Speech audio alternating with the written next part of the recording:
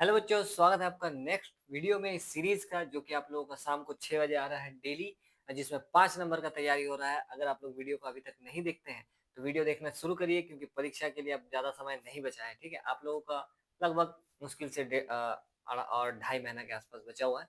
ठीक है, तो एकदम ध्यान से वीडियो को देखिए। ये सब जो है आपका 5 नंबर वाला सवाल में से एक है।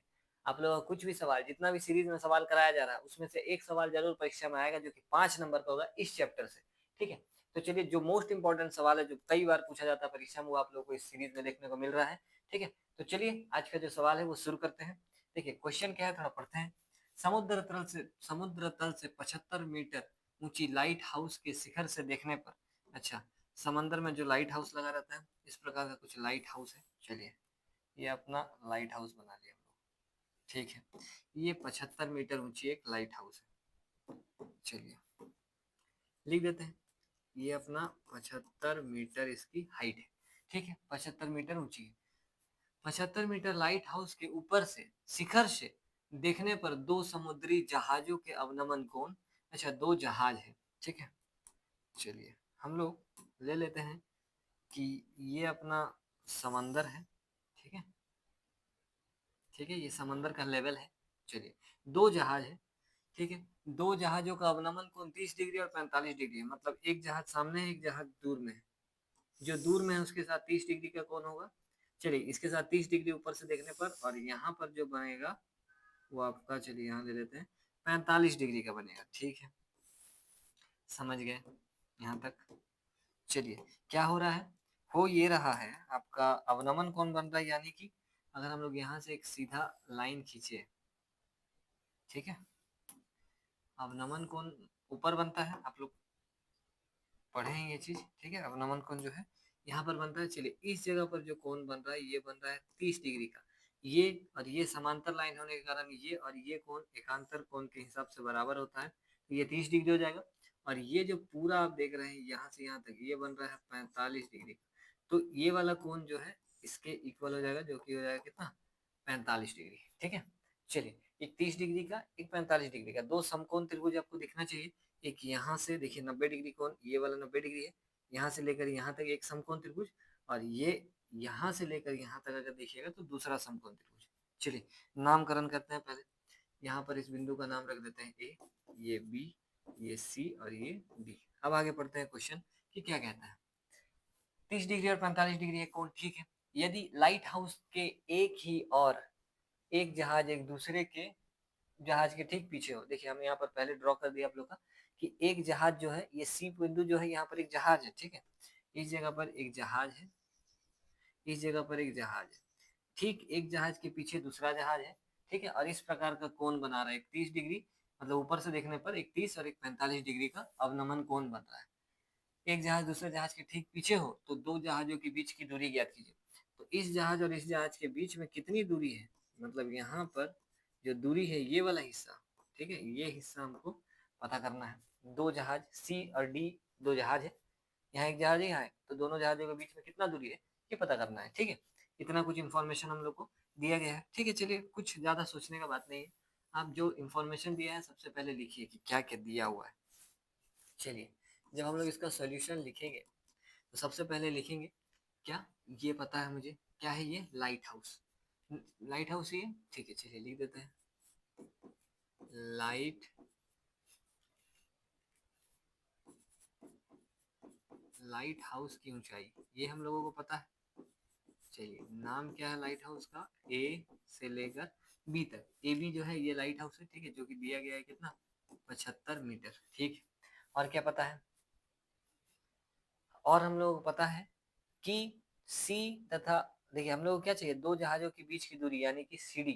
ठीक है, सी तथा डी जो है दो जहाज है, ऐसा आप बोल सकते हैं। चलिए, हम लोग सीधा लिख देते हैं। हम लोग को क्या चाहिए, दो जहाजों के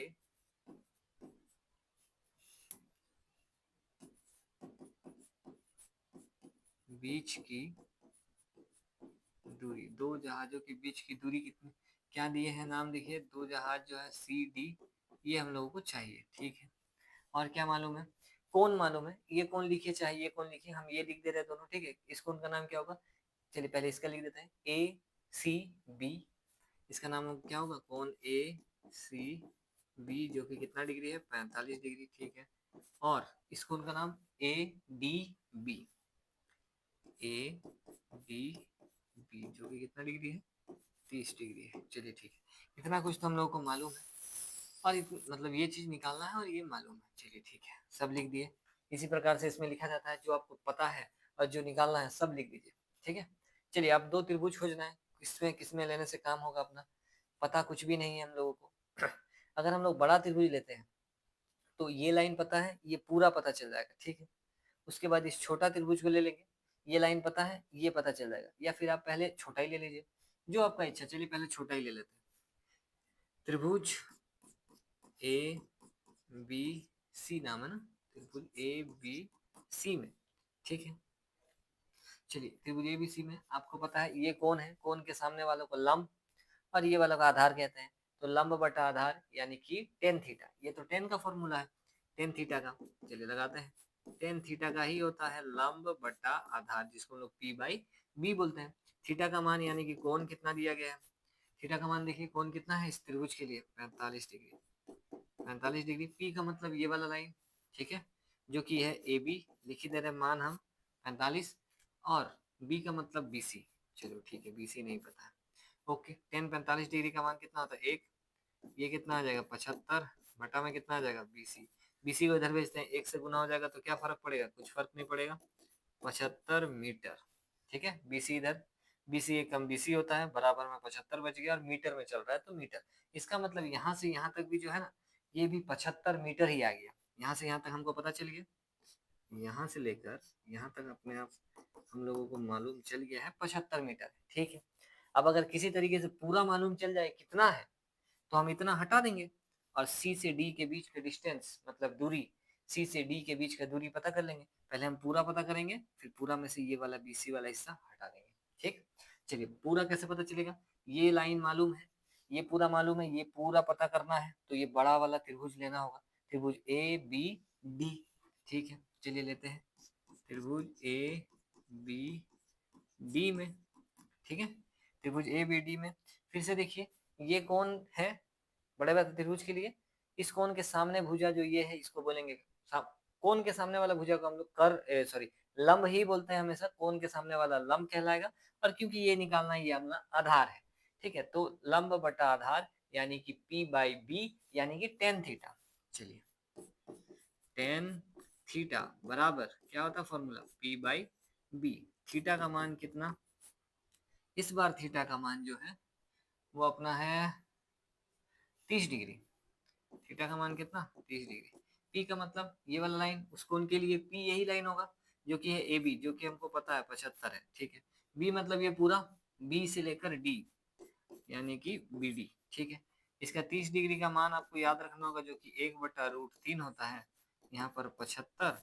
और बी डी दो हिस्सा है, बी डी का जो है दो हिस्सा है, एक बी सी और एक सी डी, ठीक है। बैठाते हैं बी सी और क्या सी डी, ठीक है, कोई दिक्कत नहीं है सर।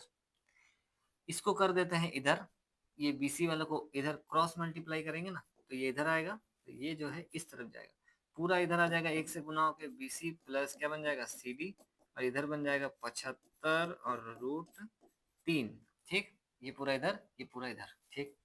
बीसी का मान हमको मालूम है ये वाला, या बीसी को भी उधर भेज दो, हमको तो सीडी से मतलब है, सीडी चाहिए हमको, ठीक है। तो बीसी को भी हटाते हैं, तो क्या बनेगा अपना, इधर बचेगा सीडी, इस बीसी को भी हटा दें, पहले से इधर कौन है, इधर पहले से 75√3 है, माइनस में क्योंकि ये प्लस में है, इधर जाएगा तो माइनस में जाएगा क्या बीसी, ठीक है, कोई दिक्कत नहीं है सर यहाँ तक, ओके। अब देखिए बीसी का मान मालूम है हम लोगों को, ठीक है। 75√3 तो लिख दिए, माइनस भी लिख दिए, बीसी का जब मान डालना रहेगा तो यहाँ से ले लेंगे, बीसी निकाल के रखें जो कि है 75, तो बैठा देते हैं, चलिए 75, ठीक। तो सी डी कितना आ जाएगा, दोनों में 75 है, 75 कॉमन आ जाएगा, ठीक है। इसके अंदर क्या बचेगा, 75 निकाल देंगे तो √3, यहाँ माइनस, इसमें तो 75 निकाल ही दिए हैं तो कुछ नहीं बचा, कुछ नहीं मतलब क्या बचा, एक बचा, कुछ नहीं का मतलब हम लोग बोलते हैं एक बचा है, ठीक है, क्योंकि वो 75 गुना एक है, कुछ नहीं है मतलब क्या, इसके साथ गुना में एक तो है, 75 निकाल दिए तो एक तो बचा है, ठीक है। तो ये अब हमारा जो है उत्तर हो जाएगा। लास्ट लाइन वैसे इस प्रकार से फिनिश करिएगा, कभी भी ये वाला सवाल जब भी बनाते हैं, ये वाला लास्ट लाइन जो आप निकालने के लिए तय किए थे कि हमें ये निकालना है, ये लास्ट लाइन करके खत्म करिएगा कि हाँ दो जहाजों के बीच की दूरी जो है वो आ गया है, निकाल दिए हैं। कितना आ गया है? 75√3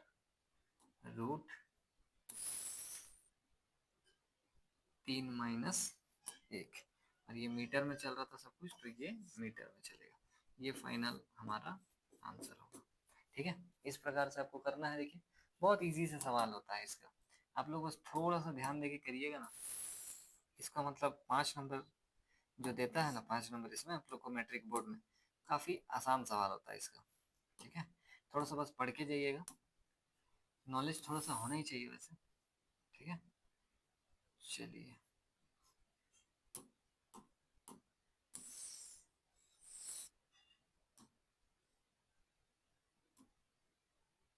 देख लीजिए, अगर कहीं पर भी किसी को भी कुछ पूछना है तो आप एकदम बेझिझक कमेंट बॉक्स में कमेंट कर सकते हैं। ठीक है, कहीं पर भी कोई डाउट अगर हुआ, बाकी हम लोग आंसर आ चुका है। कहीं पर भी अगर कुछ डाउट है तो आप लोग कमेंट बॉक्स में कमेंट कर सकते हैं, कुछ भी चीज़, कहीं पर भी छोटा से छोटा अगर डाउट अगर हो रहा है तो कमेंट बॉक्स में कमेंट करिए। समय नहीं है, ठीक है, समय नहीं है, मेन बात है आप लोगों के पास। अब आराम से जो है आप लोग वीडियो को देखिए पूरा, एक बार में समझ नहीं आ रहा है 2 बार देखिए, फिर प्रैक्टिस करिए, 3 बार बनाइए कॉपी में, 4 बार बनाइए, 5 बार बनाइए, जब तक समझ में नहीं आ रहा तब तक बनाइए, क्योंकि मैट्रिक का एग्जाम एक ही बार देना है, 10 बार नहीं देना है। ठीक है, तो चलिए प्रैक्टिस करिए, तब तक के लिए आप लोगों से मिलते हैं नेक्स्ट वीडियो में।